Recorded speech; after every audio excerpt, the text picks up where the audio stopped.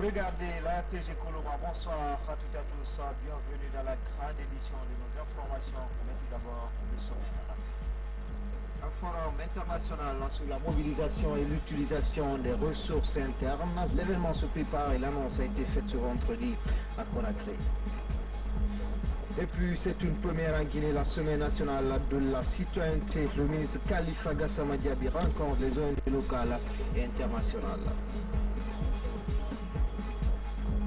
Enfin, la Chine célèbre le 67e anniversaire de son indépendance, une date repère pour ce pays qui est devenu de nos jours un géant dans l'économie mondiale. Voilà pour le sommaire. Encore une fois, bonsoir à toutes et à tous. À la une de l'actualité, la Guinée prépare un forum international sur la mobilisation et l'utilisation des ressources internes. La nouvelle a été annoncée ce vendredi par le ministre du Budget lors d'une rencontre avec les partenaires au développement. Reportage Alassane Diogobari. Dans un contexte international marqué par une rareté des ressources, améliorer la gouvernance des finances publiques est un impératif pour affronter les enjeux de développement, ce qui passe nécessairement par une mobilisation des recettes publiques et leur utilisation rationnelle. C'est justement ce qui motive le gouvernement guinéen à initier la tenue d'un forum international sur la mobilisation et l'utilisation efficace intérieure. Le propos de ce forum, c'est justement de nous permettre de comprendre réellement quelles sont les ressources disponibles ou potentielles que nous avons ici en Guinée. Comment est-ce que ces ressources sont mobilisées? Est-ce que ce processus de mobilisation il est optimal ou non? Et comment est-ce qu'on peut faire mieux pour pouvoir justement les mobiliser et les orienter plus efficacement vers des dépenses productives, là aussi, parce qu'il est question toujours pour ce forum d'améliorer l'efficacité des dépenses publiques. La Guinée, dont l'économie est sortie durement frappée par l'épidémie d'Ebola, a plus que besoin de ressources pour son développement. L'AFD soutiendra la tenue du forum en apportant la participation de ses experts sur la thématique. On accompagne déjà le gouvernement et comme je viens de dire lors de la réunion, on attend encore les documents plus précis sur l'organisation du forum pour pouvoir définir ensemble avec les autorités que sera exactement la coopération ou l'implication de l'Union européenne dans le forum. En plus des partenaires techniques et financiers, le forum connaîtra la participation des universitaires, des acteurs du public et du privé, ainsi que la société civile. Les bureaux de change à l'école, des nouvelles réformes enclenchées par la Banque centrale pour la Banque des banques, la réglementation de ce milieu des affaires augure une meilleure visibilité sur ces activités, d'où cette session de formation à l'intention des cambistes. Le point avec Boubacar Ba. Plus d'une centaine de cambistes ont pendant 2 jours appris les notions du marché d'échange dans sa structure, son fonctionnement et ses différentes opérations dans le système achat-vente. Cette formation, qui fait suite à celle organisée il y a 15 ans en 2001 avec le gouvernement Sidia, relance le débat avec la refonte de la réglementation des bureaux de change, la numérisation des choses et le phénomène de blanchiment d'argent. Aujourd'hui, plus qu'hier, notre pays, à l'instar des autres pays, notre pays ne peut pas se soustraire aux objectifs de transparence et de conformité. Transparence indispensable aux transactions économiques et financières à l'échelle internationale. Transparence indispensable à la perception de notre pays sur la scène internationale comme un pays qui respecte les standards internationaux. La direction d'échange a donné de larges informations sur le fonctionnement du marché d'échange et le rôle des bureaux agréés. Les représentants des bureaux d'échange ont salué l'initiative et saisi l'occasion pour poser quelques doléances sur les dépôts et retraits de devises au niveau des banques primaires. Le dépôt de devises dans les banques primaires à l'intérieur du pays. Je vais parler de la BCD et la Société Générale de Banque. 2. Manque de GFR dans les biens de banque. 3. De nous apporter le retrait des devises dans les banques privées au-delà des derniers. pour les bureaux de Cambis. En ces temps de menaces de toutes sortes venant des intégristes, des narcotrafiquants et des criminels financiers, il est plus qu'indispensable de prêter une attention particulière au bureau de change qui peut constituer le point de passage de sommes importantes. Au terme des travaux, des attestations de participation ont été remises aux participants de cette rencontre qui a enregistré un succès remarquable. Et puis le ministre de la fonction publique, de la réforme de l'État et de la modernisation de l'administration informe les candidats admissibles au concours de recrutement de 21 inspecteurs des finances que les épreuves orales auront effectivement lieu les mardis 4, mercredi 5, jeudi 6 et vendredi 7 octobre 2016 à la Cour des comptes selon un calendrier établi à cet effet.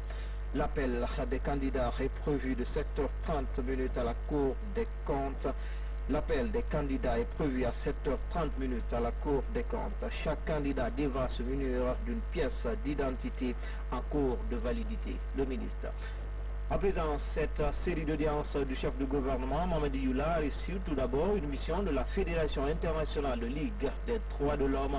L'évolution du dossier du 28 septembre au stade du même nom a été débattue. Juste après, il a rencontré une mission de la haute institution de l'éducation de Paris. Compte rendu d'audience, Ousmane Bangoura.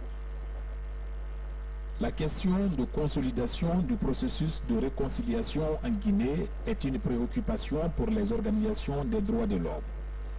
Ici, la Fédération internationale de Ligue des droits de l'homme est venue faire le point sur l'évolution du dossier des événements du 28 septembre 2009. Ce après publication du rapport de la Commission nationale provisoire. Nous, on est là à mettre l'accent sur les priorités que nous jugeons importantes, pas uniquement pour la défense des droits de l'homme, mais aussi pour la défense de la paix. Parce que la paix a besoin de la justice. Sans la justice, il n'y a pas de paix. Ce travail est rendu possible grâce à l'implication des organisations des droits de l'homme guinéens, en abrégé OGDH, MDT et de FIDH. Le Premier ministre, satisfait du niveau d'avancement des activités menées par les organisations des droits de l'homme en Guinée, Mamadi Youla affiche déjà la volonté de son gouvernement de consolider les droits de l'homme en Guinée, tout en luttant contre l'impunité dans la société. Peu après, Jean-Luc Rissi, directeur exécutif de la haute institution de l'éducation de Paris, est reçu par le Premier ministre. C'est une visite qui fait suite au passage du MEDEF en Guinée, dans le cadre du renforcement des capacités de l'administration. Les premiers ministères qui vont être impliqués dans ce programme sont des ministères qu'on pourrait qualifier à caractère économique. Le ministère des Finances, le ministère des PME, le secteur public, tous ceux effectivement qui peuvent contribuer à l'amélioration de l'économie. Et on a aujourd'hui, je pense, une dizaine de ministères qui sont en cours de ciblage pour cette formation. Le Premier ministre, rassuré de la compétence de l'institution, se réjouit de ce projet de formation des cadres guinéens. Après les diplomates accrédités en Guinée, le ministre de la Citoyenneté rencontre des ONG locales et internationales. Cette rencontre, tout comme la première, porte sur l'organisation de la Semaine nationale de la citoyenneté prévue du 1er au 7 novembre en Guinée. Explication, Makali Souma. La Semaine nationale de la citoyenneté sera bel et bien observée du 1er au 7 novembre 2016. Le Conseil des ministres tenu hier l'a validé. En rencontrant les acteurs de la société civile ce matin, le ministre de l'Unité nationale et de la citoyenneté met en avant la problématique de la citoyenneté dans notre pays et l'intérêt de la tenue de cette semaine. Il faut que l'ensemble des acteurs publics, privés de notre pays soient engagés et déterminés pour cette première édition parce que la problématique de la citoyenneté est la question la plus centrale pour notre pays puisqu'elle incarne la problématique de la nation, du respect des droits et des libertés, de la justice, mais aussi du fonctionnement normal de la démocratie dans notre pays. Le manque de civisme des citoyens s'observe au quotidien et à tous les niveaux dans notre pays. L'organisation de la Semaine nationale de la citoyenneté est une opportunité à saisir par la société civile pour agir vite et de façon concertée. La citoyenneté vient des droits et devoirs du citoyen, mais tu vas accomplir tes devoirs si tu connais d'abord tes devoirs. Alors il faut également aussi réclamer tes droits si tu connais tes droits. C'est pourquoi la Constitution, et y compris toutes les lois réglementaires en Guinée, il faut les vulgariser et nous allons le soutenir et nous allons demander à tous les partenaires et à toutes les plateformes de la société civile et à tous les acteurs de la société civile d'accompagner de la réussite de la Semaine nationale de la citoyenneté. Je peux dire que c'est une première et je souhaite vraiment l'application et que ça continue en Guinée. Et je souhaite vraiment l'implication de toutes les organisations, toutes les structures, y compris les sages, les partis politiques, les jeunes, les femmes, tout le monde vraiment sensibiliser que chacun doit connaître son droit et son devoir. Il faut balayer d'abord devant ta porte et aller ailleurs. La Semaine nationale de la citoyenneté, dans sa première édition, va donc préparer les esprits sur la nécessité de la culture du civisme. Elle sera animée de débats éducatifs, d'actes citoyens et de beaucoup d'autres activités selon le programme déroulé par le ministre Khalifa Gassama Diaby. Il est porté à la connaissance des membres du Conseil économique et social que la deuxième session ordinaire 2016 de l'Assemblée plénière du Conseil se tiendra du mardi 4 octobre au lundi 5 décembre 2016. La séance solennelle d'ouverture du 4 octobre 2016 à partir de 9h au siège du CS 6 à la 6e avenue commune de Kalouma, quartier Kouléondi, sous la haute présidence de son Excellence le président de la République, chef de l'État, le professeur Alpha Condé. Tous les membres du Conseil économique et social sont priés de prendre part à la présente session ordinaire 2016 de l'Assemblée plénière du Conseil. Les personnalités ci-après sont invitées à honorer de leur présence à la cérémonie d'ouverture. Ce sont les présidents des institutions constitutionnelles, le premier ministre chef du gouvernement, les membres du gouvernement, le ministre conseiller à la présidence de la République chargé des relations avec les institutions constitutionnelles. Mesdames et messieurs du corps diplomatique, le chef de file de l'opposition, le chef d'état-major général des armées, le haut commandant de la gendarmerie nationale, directeur de la justice militaire, les anciens membres du Conseil économique et social, les présidents des bureaux exécutifs des organisations de la société civile, les présidents des organisations socio-professionnelles, le gouverneur de la ville de Conakry. Compte tenu de l'importance de l'événement, la présence de tous est souhaitée. Conakry le 30 septembre 2016, la présidente Hadia Rabiatou Serayalo. Fin ce vendredi à Conakry d'une rencontre internationale sur la prévention et la prise en charge du cancer du col de l'utérus. La rencontre a duré 3 jours avec à la clé une campagne de dépistage gratuite en faveur des femmes de Conakry. Les échos, c'est avec notre reporter Solide Tira. Ce matin, les femmes de Conakry prennent d'assaut le centre cancérologique de l'hôpital national d'Onka. Par cette mobilisation, elles entendent bénéficier de la campagne de dépistage gratuit du cancer du col de l'utérus, une maladie qui constitue l'une des premières causes de mortalité et de morbidité féminine en Guinée. Toute une femme doit faire vraiment le dépistage car c'est très important pour la santé de la femme. Surtout une femme qui commence à procréer, elle ne doit plus maintenant rester à la maison sans faire le dépistage. Pour la réussite de cette campagne, les femmes reçoivent d'abord des conseils pratiques sur les conséquences de la maladie et l'importance de son dépistage précoce. À l'issue de la consultation, certaines sont dépistées positives, d'autres indemnes à la maladie. Toutes trouvent en cette campagne une opportunité de connaître leur statut. Le médecin m'a consulté, il a remarqué que je n'ai pas de problème. En plus, il m'a donné gratuitement les médicaments pour mes petites douleurs. J'invite alors les autres femmes à venir se faire examiner, car c'est très important. Depuis 2004, la Guinée organise des campagnes de dépistage sur la prévention du cancer du col de l'utérus. L'innovation de cette dernière repose sur la simplicité de la méthode choisie, mais aussi sur son coût abordable. Il s'agit de la méthode IVA, inspection visuelle du col de l'utérus à l'acide acétique, couplée au traitement héliothérapie. Cette méthode de traitement qui est basée sur la destruction des cellules précancéreuses qui sont dans le col sans les enlever. Cette destruction va permettre la régénération du col après et amène la guérison totale. Cette campagne marque le couronnement de 3 jours d'intenses travaux entre les experts des 10 pays les plus affectés par le cancer du col de l'utérus en Afrique. Cap sur Dubrika, où le projet HC3 procédait à la rénovation de certaines infrastructures sanitaires. Il s'agit du centre de santé urbain et de 2 services de l'hôpital préfectoral. Les travaux ont duré 45 jours. Cette action du projet rentre dans le cadre de la relance du système de santé post-Ebola. Hadia Toubari, de retour de Dubrika.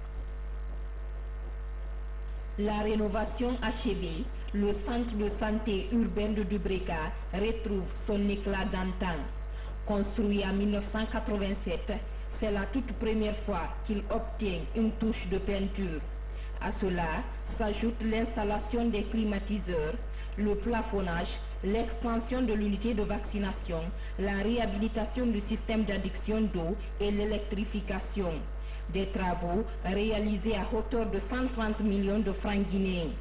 Un appui du projet HC3 sous financement de l'USAID. Ils se sont tous engagés, chacun de son côté, à faire de manière que la maintenance de ces infrastructures-là soit assurée. Nous avons commencé par remercier nos partenaires, l'USAID qui a bien voulu financer. En plus de Dubrika, il y a quelques autres préfectures qui ont bénéficié de ces services.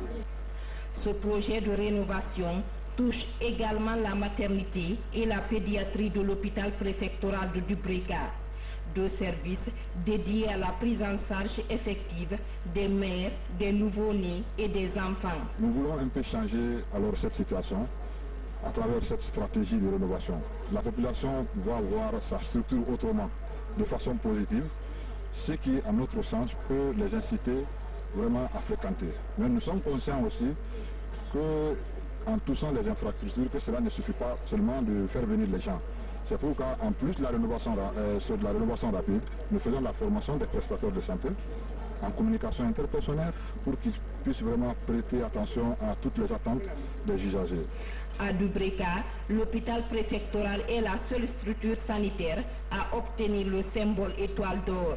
Ici, les travailleurs se sont investis dans la qualification des soins obstétricaux néonatales d'urgence. Sa performance a valu à 7 agents de santé des satisfaits d'encouragement. Demain, 1er octobre, la communauté internationale célèbre la journée des personnes âgées en Guinée, connaissance des principes des Nations Unies par les personnes âgées. C'est le thème retenu cette année, une occasion pour les décideurs de jeter un regard sur la situation des personnes du 3e âge. La déclaration de la ministre de l'Action sociale est commentée par Mohamed De Camara.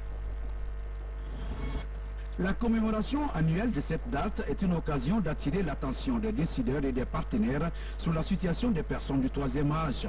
Les Nations Unies, dans sa résolution 4506 du 14 décembre 1990, a dédié le 1er octobre de chaque année à la promotion des personnes âgées qui représentent 5% de la population totale de chaque pays. De nos jours, le nombre de personnes âgées ne cesse de croître. La majorité vit dans la zone rurale isolée et dépourvue d'infrastructures socio-médicales. En Guinée, selon les données du recensement général de la population et de l'habitat de 2015, le nombre de personnes âgées est estimé à 603 706, dont 308 hommes et 295 375 femmes. À quelques heures de la célébration de la 26e journée consacrée aux personnes âgées, la ministre de l'Action sociale, de la promotion féminine et de l'enfance réitère l'engagement de son gouvernement à soutenir cette couche. Je voudrais saisir cette opportunité pour rappeler l'importance que le gouvernement attache à la promotion et à la protection des personnes âgées. C'est pourquoi j'interpelle toutes les composantes de la communauté nationale et internationale à s'investir auprès de mon département pour la relance des voies et des moyens concourant au bien-être des personnes âgées. Pour cette édition 2016, des séries d'activités sont prévues dont l'organisation d'un atelier de restitution de l'étude expérience sur le vieillissement chez les personnes âgées en Afrique, mais aussi des visites chez certaines personnes du 3e âge. L'Université Générale Lansana à compter de Sonfonia ouvre sa deuxième école doctorale en sciences juridiques, politiques, économiques et de gestion. Elle va collaborer avec des institutions d'enseignement supérieur de la sous-région avec un échange d'encadreurs. Francis Collier nous signe ce reportage. Le monde universitaire est reconnu à travers le niveau des débats scientifiques. En Guinée, la qualité de la formation a chuté il y a plus d'une décennie. Pour cause, les enseignants de rang magistral se font rares dans le pays. C'est le cas de l'Université Générale Lansana Conté de Sonfonia. Elle va ouvrir en octobre prochain une école doctorale en sciences juridiques, politiques, économiques et de gestion. Tout un défi que les autorités universitaires s'engagent à relever. Les dispositions ont été prises depuis janvier 2016. Nous avons 3 programmes. Un programme en sciences juridiques, un programme en sciences de gestion et un autre en sciences économiques. Il y aura un vide qui sera comblé parce que nous sommes appuyés fortement par l'AIF, l'Agence universitaire de la francophonie. Pour la qualité de la formation des futurs doctorants, un panel de cadres universitaires guinéens et de la sous-région sera mis en contribution pour l'encadrement et le suivi. On est allé vers le doctorat. Et puisque nous n'avons pas toutes les ressources humaines, n'est-ce pas, qui puissent être impliquées justement dans ces formations, nous avons été obligés de faire appel à l'extérieur. Nous avons des partenariats avec des universités comme l'Université de Dakar, comme l'Université de Côte d'Ivoire, comme l'Université de Bénin, de la sous-région d'une manière générale, certaines universités françaises comme l'Université Toulouse de Mireille, avec lesquelles nous travaillons justement dans ces écoles-là. L'école doctorale des sciences juridiques, politiques, économiques et de gestion est la deuxième école doctorale créée à Sonfonia après celle des sciences humaines et sociales. La création de ces écoles pour la formation des cadres universitaires permettra le respect des grades académiques et le rehaussement de la qualité des recherches ainsi que du niveau des débats scientifiques. Éducation encore avec la rentrée des classes annoncée pour le mardi 4 octobre dans les écoles. C'est la dernière ligne droite des préparatifs. La plupart des établissements ont quasiment fini de faire le ménage. Tout semble prêt pour le démarrage des cours. N'est-ce pas, Bernard Tonguino? Dernier week-end avant l'ouverture des classes, les écoles semblent prêtes pour la rentrée. Plusieurs établissements ont refait leurs toilettes. Les responsables d'école s'attellent aux dispositions pédagogiques. Au collège Ndonka, tout est prêt pour le démarrage effectif des cours. Il ne faut pas attendre jusqu'à la fin de l'année pour maintenant commencer à préparer maintenant l'enfant ou bien à réviser. C'est maintenant là où il faut ne pas commencer à suivre les premiers cours et continuer sur le même rythme jusqu'en fin d'année. Dans les écoles privées, les inscriptions et réinscriptions se poursuivent. Certains parents d'élèves s'acquittent déjà des frais de scolarité. D'autres viennent s'approprier les fiches de renseignement. J'ai 5 enfants ici, j'ai 5 petits-enfants ici. C'est pourquoi je suis venu prendre les fiches de renseignement pour les inscrire pour cette année. Je suis venu aujourd'hui pour inscrire mes enfants qui étaient dans d'autres établissements ici et que je veux ramener à Saint-Georges. C'est à cause joie que je fais les dépenses là. C'est pour que je vienne les inscrire comme ça là pour la nouvelle année scolaire 2016-2017. Au lycée Collège Matam, les membres du bureau national de l'association des parents d'élèves se retrouvent. Ils discutent de l'application des directives données par le département pour l'année scolaire 2016-2017. Le problème des tables bancs et les raquettages à l'école. Donc ils ont, dans leurs directives, ils ont mis fin à toutes ces mauvaises pratiques-là qui sont de nature vraiment à flétrir l'image de marque de l'école guinéenne. Parce que nous allons passer dans toutes les écoles cette année pour voir comment ces directives-là sont appliquées et par l'administration scolaire et par les API. En attendant le 4 octobre, jour de la rentrée, l'affluence croît déjà au jour le jour dans les écoles. Dans l'actualité encore, 25 nouveaux inspecteurs de l'environnement viennent de prêter serment au tribunal de première instance de Kaloum. Leur sacerdoce veillait sur les établissements classés pour qu'ils respectent leur cahier de charge. C'est dans le cadre de la protection de Dame Nature. Reportage Samara Tono. Par ces serments, ces 25 nouveaux inspecteurs s'engagent à accomplir leur mission. celle de veiller au respect des normes environnementales par les établissements classés du pays. C'est une équipe de conseil, c'est une équipe de sensibilisation, c'est une équipe d'entraide. Nous ne sommes pas des ennemis des entreprises ou des établissements. Nous venons les conseiller, vulgariser le contenu des textes, leur apprendre comment se comporter en vue de préserver notre environnement. Depuis 1989, aucun élément de ces corps ne s'était engagé devant les magistrats à jouer son rôle. Un rôle auquel les responsables du département de l'environnement attachent du prix.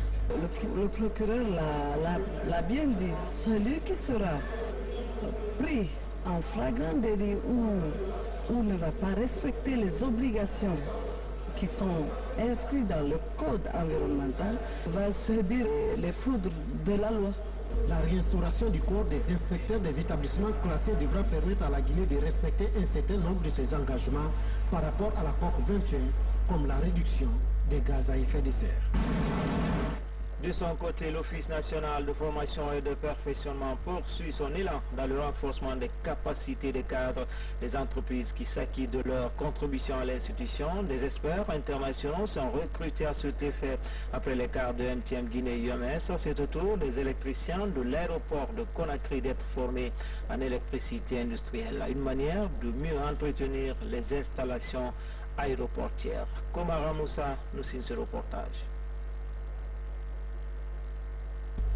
Depuis quelques années, l'aéroport international de Conakry connaît une mutation fulgurante. Des machines de pointe adaptées aux normes internationales y sont installées. Pour l'utilisation efficiente de ces équipements, ces électriciens apprennent ici leur principe de fonctionnement. En toile de fond, savoir-faire un schéma électrique conforme à tous les systèmes technologiques. Après avoir sillonné tous les équipements de l'aéroport, on s'est rendu compte qu'il y a certaines machines d'un certain niveau de technologie, d'un certain niveau de connaissances que les agents actuels, les agents et les techniciens, ainsi que les ingénieurs de l'aéroport n'ont pas. Il a fallu qu'on vienne faire cette formation pour faire une mise à niveau de leurs compétences pour pouvoir intervenir facilement sur ces machines. Cette formation axée sur l'électricité industrielle est assurée par un cabinet international. Durant 3 semaines, ces participants se sont familiarisés avec tous les logiciels adaptés à la bonne marche des appareils aéroportiers. Financée par l'Office national de formation et de perfectionnement professionnel, cette formation répond à une des préoccupations majeures de la société de gestion et d'exploitation de l'aéroport de Conakry. Nous avons des conventions avec les compagnies et nous avons des obligations professionnelles. Nous avons des obligations de former nos agents tous les 2 ans. Ça c'est un. De 2, nous utilisons du matériel qui est chaque fois rénové. Il faut qu'on fasse une mise à niveau de nos agents que nous utilisons sur la plateforme aéroportuaire. Pour nous, c'est déjà une fierté d'avoir une grande entreprise qui ait confiance en nous, avec laquelle nous pouvons partir. C'est un signal que nous lançons et un appel aussi que nous lançons aux autres entreprises de la place pour leur dire que avec l'ONFPP, il y a moyen de baisser de façon drastique les budgets de formation avec la même efficacité, avec l'atteinte des mêmes objectifs. Ça ne change pas, c'est seulement le coût qui baisse. Et en matière de compétitivité, une entreprise ne demandera pas mieux que de baisser ses coûts et d'augmenter sa production ou sa productivité. Cette rencontre d'échange a permis aux participants de corriger leurs insuffisances. Et puis cette bonne nouvelle pour les usagers de la route, la société de contrôle Auto-Civita lance les travaux de réhabilitation de ses agences. C'est à Kamsar que la première opération a été lancée. Images et commentaires en Soumani Toumani Kamara. En moins d'un mois, les travaux de réhabilitation de l'agence Civita de Kamsar sont terminés. L'infrastructure rénovée accueille de nouveaux équipements pour la reprise des visites techniques automobiles dans cette cité minière disposant de grands parcs d'engins roulants. Et c'est une nouvelle étape amorcée dans la sécurité routière après 14 ans d'arrêt de la Civita à Kamsar.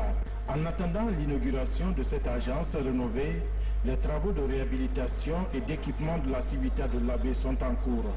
Ces activités de remise en état vont se poursuivre sur l'ensemble du territoire national. Célébration du 67e anniversaire de la fondation de la République populaire de Chine à Conakry. Diplomates, membres du gouvernement et acteurs politiques qui étaient aux côtés de ce grand ami de la Guinée pour se souvenir de cette date historique. Sédou Bandiaï, reportage. En Guinée, la célébration du 67e anniversaire de la fondation de la République de Chine est une occasion de rappeler les bonnes et historiques relations de coopération et d'amitié entre l'Empire du Milieu et la Guinée.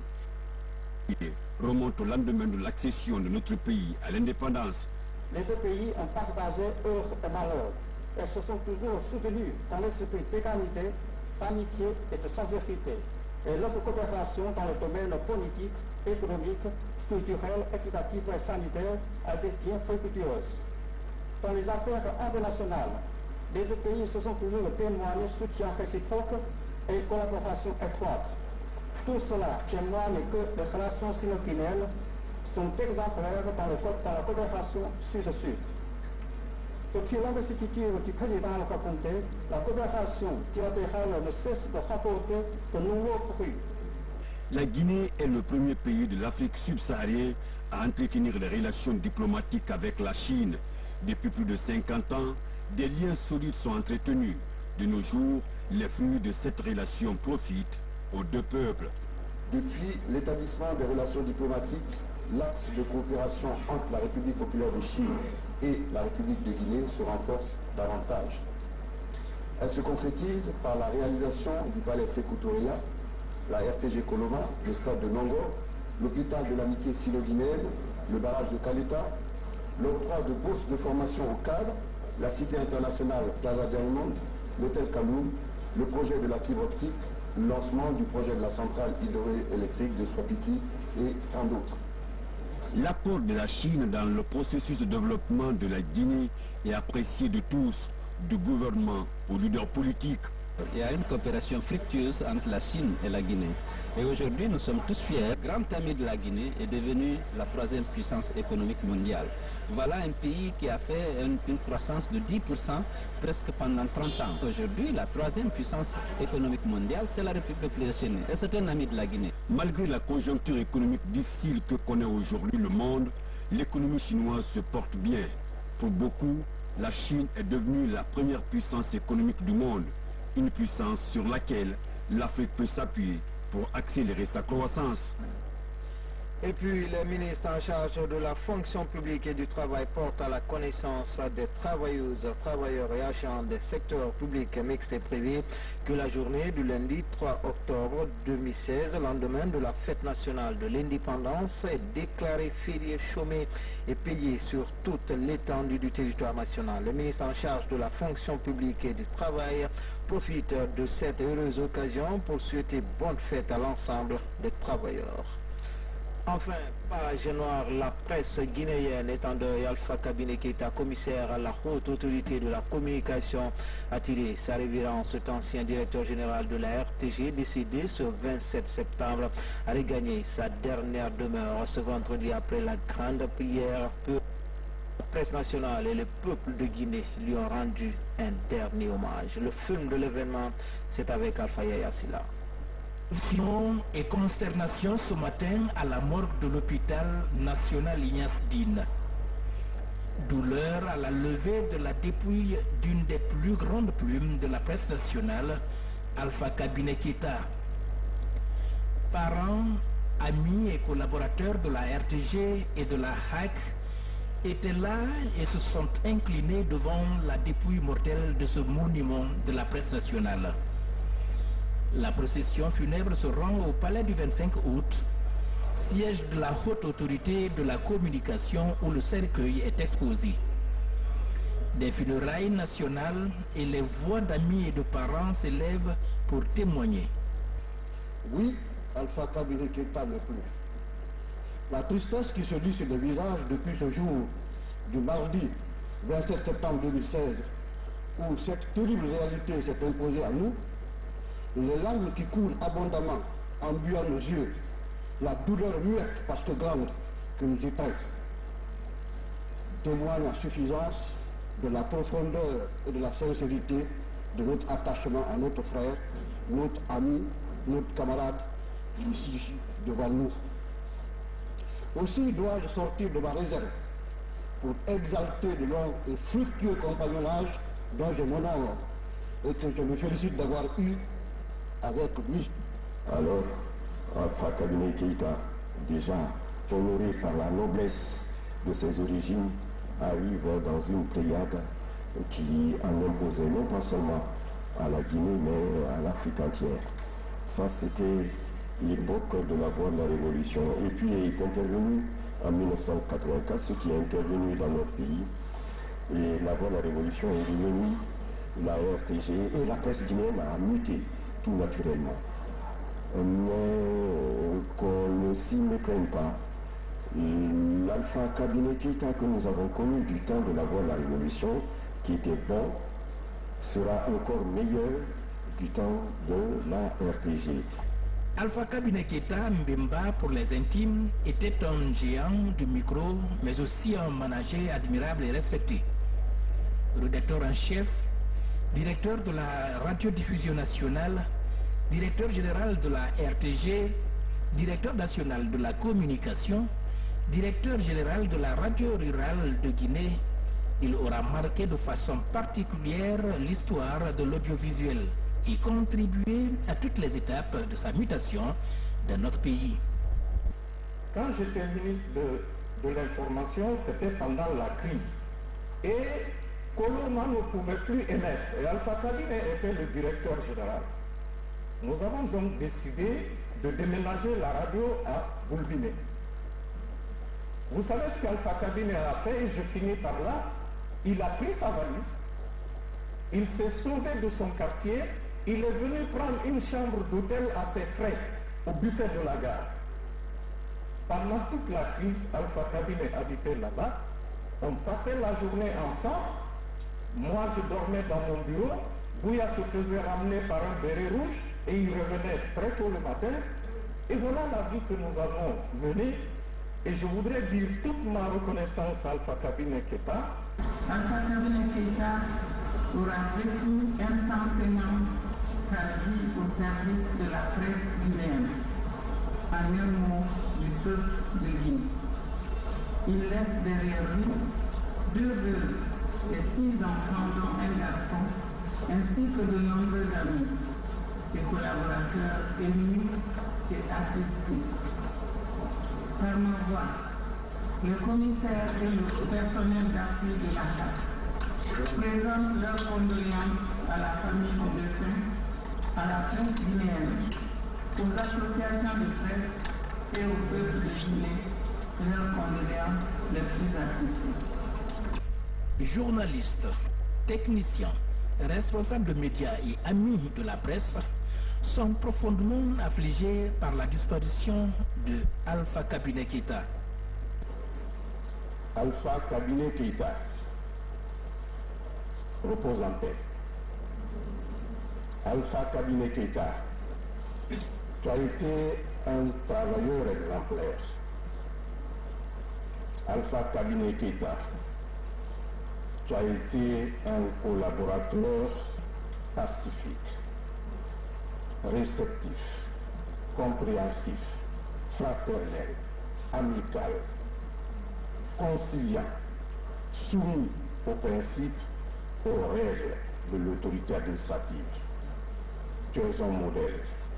Je suis venu dire à notre maître qu'aujourd'hui ici, au palais du 25 août, à côté de lui, à côté de toi, maître, ici, à cette salle, ici même, à cette minute, Mamadou Baïdawate est là. Il est là.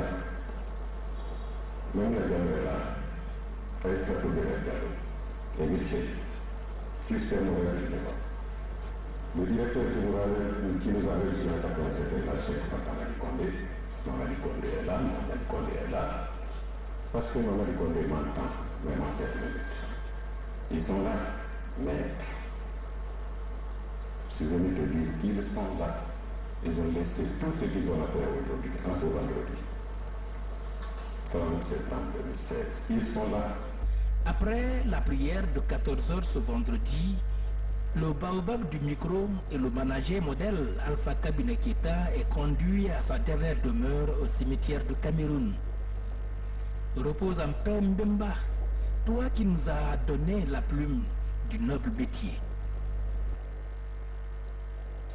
Repose en paix, grand maître, c'est tout pour les infos. Tout le plaisir a été pour moi de vous servir. À demain, même heure, même chaîne, avec toujours le même plaisir.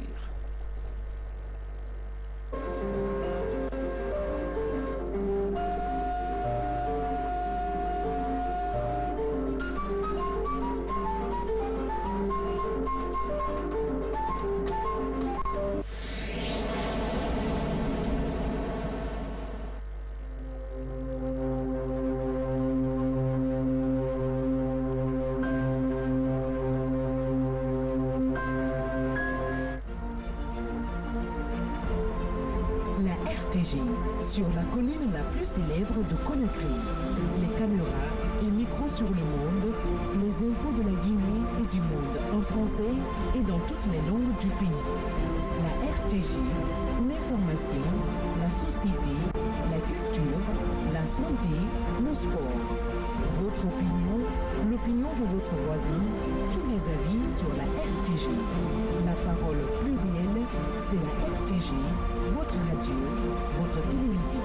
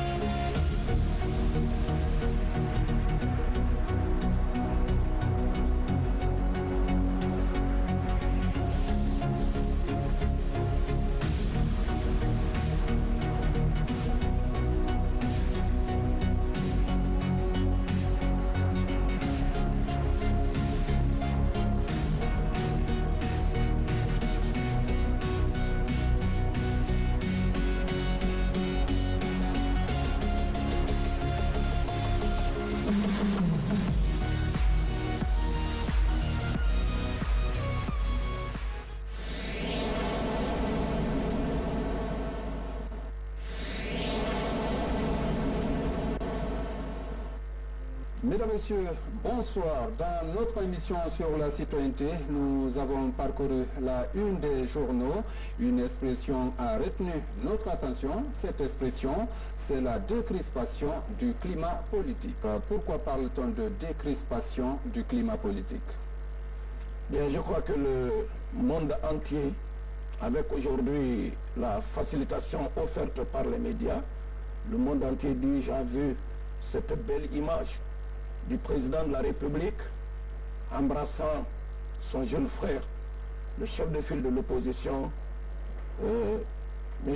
Selou Dalein Diallo. Alors, je dis bien image forte, image captivante, image saisissante, parce qu'il y a à peine quelques mois, cela paraissait incertain pour beaucoup de Guinéens, incertain aussi pour les gens qui, de l'extérieur, ont un regard sur la Guinée.